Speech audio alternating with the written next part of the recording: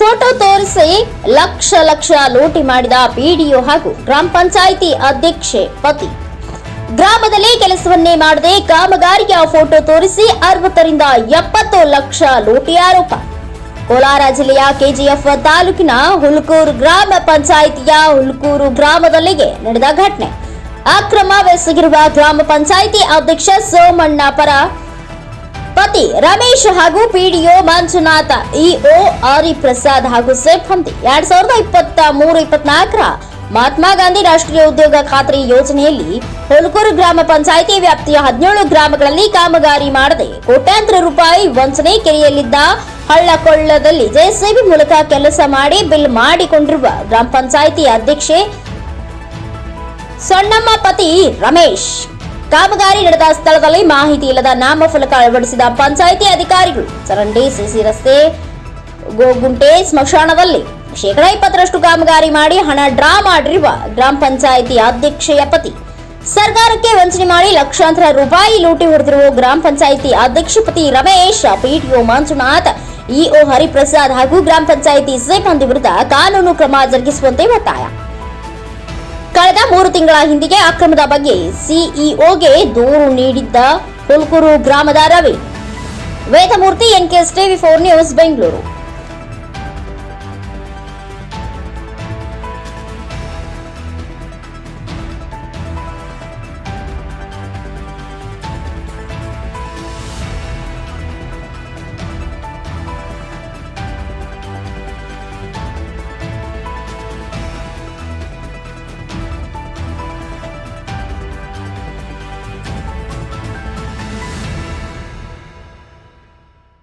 ನಮ್ಮೂರಲ್ಲಿ ಮಾತ್ರ 60 ರಿಂದ 70 ಲಕ್ಷ ರೂಪಾಯಿ ಅಕ್ರಮ ಆಗಿದೆ. ಇನ್ನು ಪಂಚಾಯಿತಿಯಲ್ಲಿ ಅದೆಷ್ಟು ಕೋಟಿಗಳಾಗಿದೆ ಗೊತ್ತಿಲ್ಲ ಸರ್. ರವಿ ಅಂತ ಸರ್, ಕೋಲಾರ ಜಿಲ್ಲೆ ಕೆಜಿಎಫ್ ತಾಲೂಕು ಬೇತಮಂಗಲ ಹೋಬಳಿ ಗುಟ್ಟಳ್ಳಿ ಹುಲ್ಕೂರು ಗ್ರಾಮ ಪಂಚಾಯಿತಿ. ಹುಲ್ಕೂರು ಗ್ರಾಮದಲ್ಲಿ ಮಹಾತ್ಮ ಗಾಂಧಿ ಉದ್ಯೋಗ ಖಾತ್ರಿಯಲ್ಲಿ ಆಗಿರುವ ಅಕ್ರಮಗಳು ಇಲ್ಲಿ ಎಲ್ಲನೂ ಜೆಸಿಬಿ ಯಂತ್ರಗಳಿಂದ ಮಾಡ್ತಾರೆ. ಜೆಸಿಬಿ ಯಂತ್ರಗಳಿಂದ ಮಾಡಿ ರಾತ್ರಿ ವೇಳೆಯಲ್ಲಿ ಜೆಸಿಬಿ ಯಂತ್ರಗಳಿಂದ ಕೆಲಸ ಮಾಡಿ ಯಾವುದೇ ಬೋರ್ಡ್ ಹಾಕೋದಿಲ್ಲ, ಯಾವುದೇ ಹಾಕೋದಿಲ್ಲ, ಜನಗಳಿಗೆ ಕೆಲಸನೂ ಕೊಡೋದಿಲ್ಲ. ಎಲ್ಲ ಒಂದು 60 ರಿಂದ 70 ಲಕ್ಷ ರೂಪಾಯಿ ನಮ್ಮೂರಿನಲ್ಲೇ ಮಾತ್ರ ಅಕ್ರಮ ಆಗಿದೆ. ಆದರೆ ನಾವು ಈ ಜನಗಳು ಹೋಗಿ ಕೇಳಿದ್ರೆ ನಮ್ಮ ಮೇಲೆ ಬಂದುಬಿಟ್ಟು ದೌರ್ಜನ್ಯಗಳು ಮಾಡ್ಕೊಂಡು ಬರ್ತಾರೆ, ರೋಗಿಗಳನ್ನ ಕರ್ಕೊಂಡ್ಬಂದು ಇದು ಮಾಡ್ತಾರೆ. ಮತ್ತು ಆಫೀಸಲ್ಲಿ ಹೋಗಿ ಕೇಳಿದ್ರೆ ಅವರು ಯಾವುದೇ ರೆಸ್ಪಾನ್ಸ್ ಮಾಡೋದಿಲ್ಲ. ಸುಳ್ಳು ದೂರುಗಳು ಪೊಲೀಸ್ ಠಾಣೆಗೆ ಸುಳ್ಳು ದೂರುಗಳು ನಡೆಸ್ತಾರೆ. ಪಬ್ಲಿಕ್ ಜನಗಳ ಮೇಲೆ ಸುಳ್ಳು ದೂರುಗಳು. ಅದೇ ಅಲ್ಲಿರುವ ಸಿಬ್ಬಂದಿಗಳೇ NRG ವರ್ಕ್ ಮಾಡೋದು ಮತ್ತು ಕೂಲಿ ಹಣನ ತಗೊಳೋದು ಅವರೇ ತಗೊಳ್ತಾಯಿದ್ರು ಸರ್.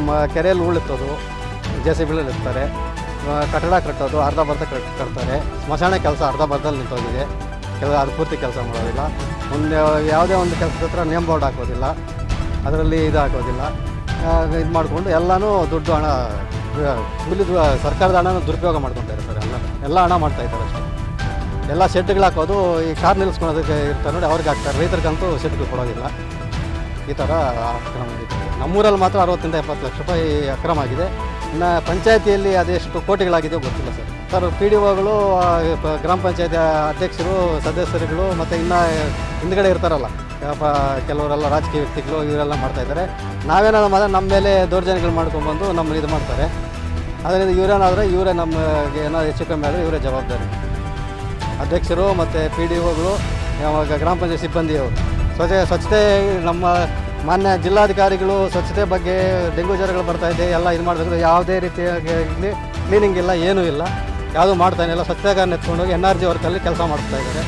ಒಬ್ಬ ಬ್ರೋಕರ್ ಆಗಿ ಕೆಲಸ ಮಾಡ್ತಾಯಿದ್ದಾನೆ. ಪಂಚಾಯಿತಿಯಲ್ಲಿ ಕೊಟ್ಟಿದ್ದೀವಿ ಸರ್. ಕೊಟ್ಟಿದ್ರೂ ಅಲ್ಲಿಂದ ಇವರಿಗೆ ರೆಫರೆನ್ಸ್ ಬಂದ್ರೇನು ಯಾವುದೇ ರೀತಿ ಕ್ರಮ ತಗೊಳೋದಿಲ್ಲ. ನಾವು ಹೋಗಿ ಕೇಳಿದ್ರೆ ನೀವು ಯಾರು ಕೇಳೋದಕ್ಕೆ? ನೀವು ದೂರು ಕೊಟ್ಟಿದ್ದೀರಾ, ಅಲ್ಲೇ ಮಾತಾಡ್ತೀವಿ ಹೋಗಿ. PDO ಮಂಜುನಾಥ್ ಅಂತ ಹೇಳ್ಬಿಟ್ಟು ಸರ್. ಇನ್ನು ಆ ಕಡೆ ಕೆರೆ ಇದೆ.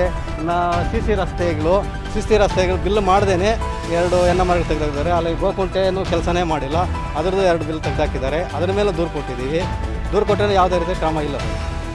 ಅಧಿಕಾರಿಗಳೇನು ಕ್ರಮ ತಗೊತಾನೆ ಇಲ್ಲ ಸರ್. ಅದೇ ಇಲ್ಲಿ ಪಂಚಾಯತ್ ರಾಜ್ ಇಲಾಖೆ ಅಧಿಕಾರಿಗಳು ಇದರಲ್ಲಿ ಶಾಮೀಲಾಗಿದ್ದಾರೆ. ಎಲ್ಲ ಕಳಪೆ ಕಾಮಗಾರಿಗಳೇ, ಕೆಲಸ ಮಾಡ್ದೇ ದುಡ್ಡು ಮಾಡ್ತಾಯಿದ್ದಾರೆ. ಸರ್ಕಾರದ ಹಣವನ್ನು ಲೂಟಿ ಮಾಡ್ತಾಯಿದ್ದಾರೆ ಅಧಿಕಾರಿಗಳು ಎಲ್ಲ ಸೇರಿ. ಇದೇ ನಮಗೆ ಅನ್ಯಾಯ ಆಗ್ತಾಯಿದೆ ಅಂತೇಳಿ ನಾವು ಸರ್ಕಾರಕ್ಕೆ ಕೇಳಿದ್ದೀವಿ, ಆದರೆ ಏನೂ ಇಲ್ಲ. ಅದರಿಂದ ನಿಮಗೆ ಮೀಡಿಯಾವ್ರಿಗೆ ಇದು ಮಾಡ್ತಾರೆ.